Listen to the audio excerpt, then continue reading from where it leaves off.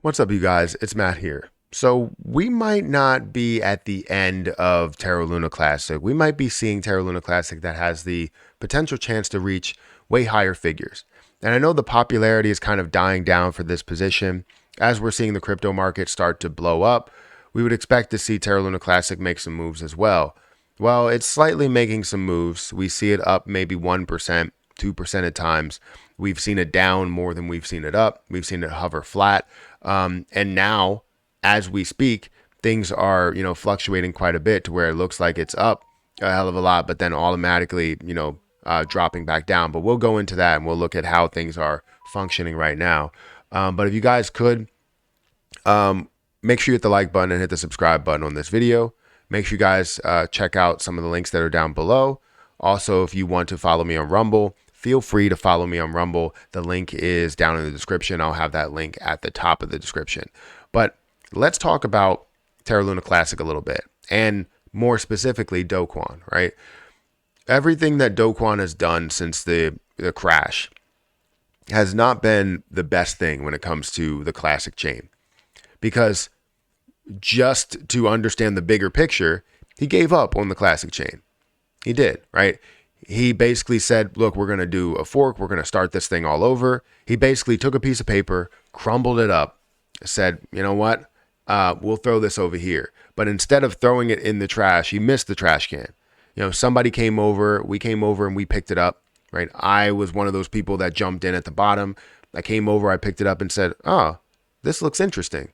Let's attack this. Let's see what we can do. Let's see if we can find a way to recover it, right? Because where it was at 6 zeros, we were looking at way less than the market cap that we're looking at now. Literally fractions of the market cap we're looking at now, right? So seeing it at tens of millions of dollars worth of a market cap showed us the picture of where this could be if it does stay at that level, and how we can burn off a lot of Terra Luna Classic. But we have to see that popularity pick up. But as you see that popularity pick up, you see the market cap that also rises.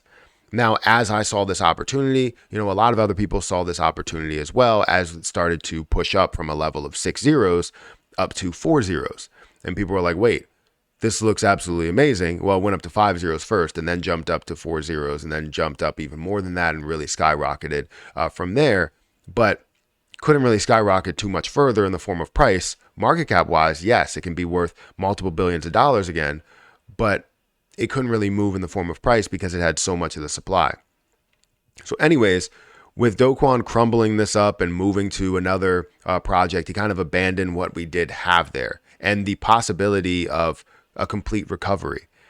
And the issue that we deal with is the fact that I feel like we needed him to support the Classic chain in order to see this thrive from the beginning.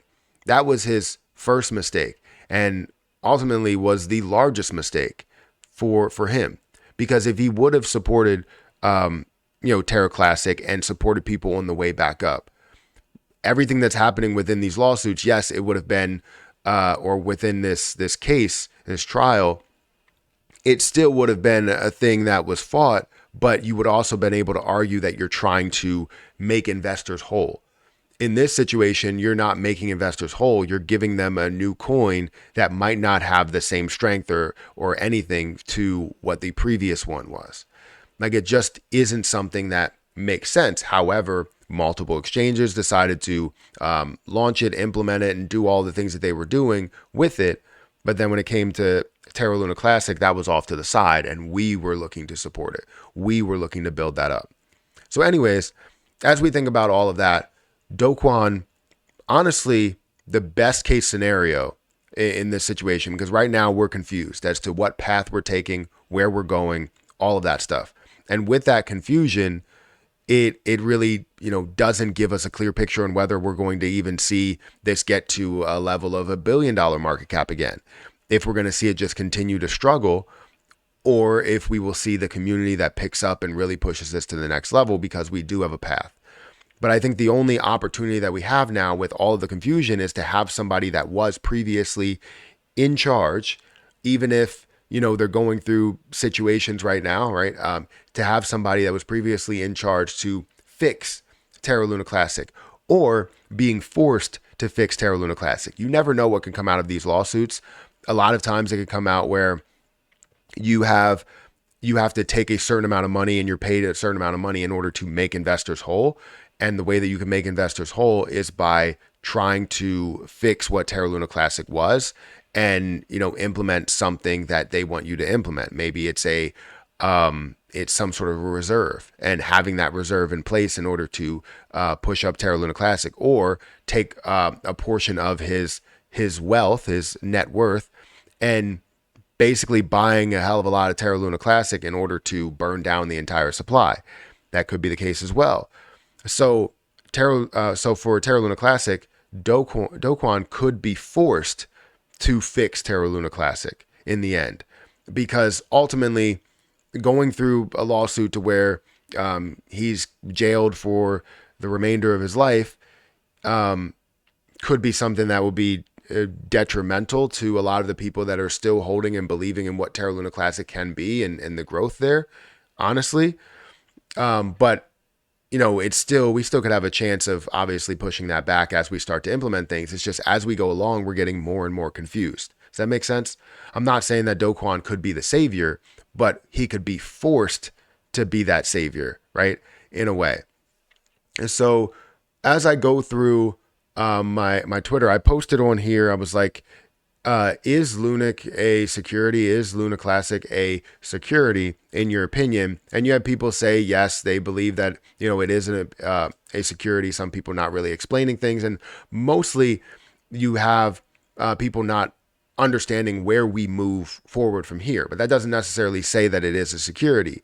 Even further explanation doesn't really say that it's a full security, but I understand where you're coming from. So obviously with the lack of vision and lack of knowledge and where we're going, that really just kind of tells you, yeah, it is. But by definition, technically it's not, right?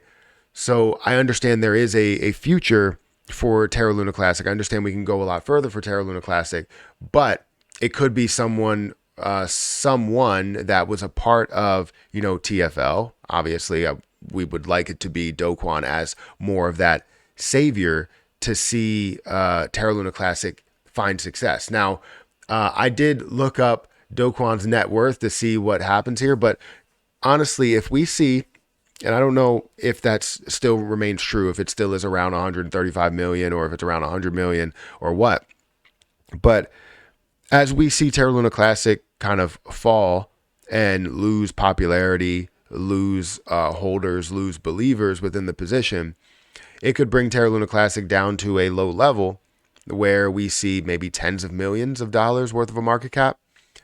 In the bull run, that would suck to have that happen. But if we see tens of millions of dollars worth of a market cap, that could also create more of an easy fix to burn off the entire supply of Terra Luna Classic, currently seeing it at $382 million worth of a market cap. Now, do I think that it's going to come down to that point? I honestly don't.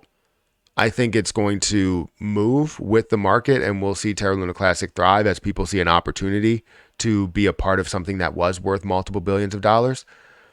But the issue still remains is, how do we fully fix this? Because it's not just about the gains for a lot of us.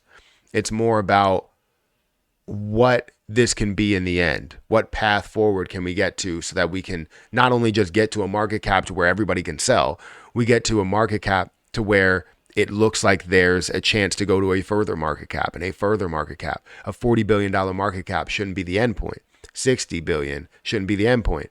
100 billion shouldn't be the end point. We should be continuing to progress, continuing to move forward to turn Terra Luna Classic into something that we can all see as a massive use project. But honestly, it's I don't know where we're going. I really don't. It's so tricky to figure that out. I do believe in the holders and the strength within the position, but anything could happen. Honestly, anything could happen. Right now, not saying that this will happen currently with everything that's going on within, the trial there. But there's always that possibility. So Lunic to $1. Guys, hit that like button, hit that subscribe button, hit that notification bell for more of these videos. Also, make sure you check out any of the links that are down below. It does help out the channel. I'm going to get out of here, and I'll catch you guys in the next one. See ya.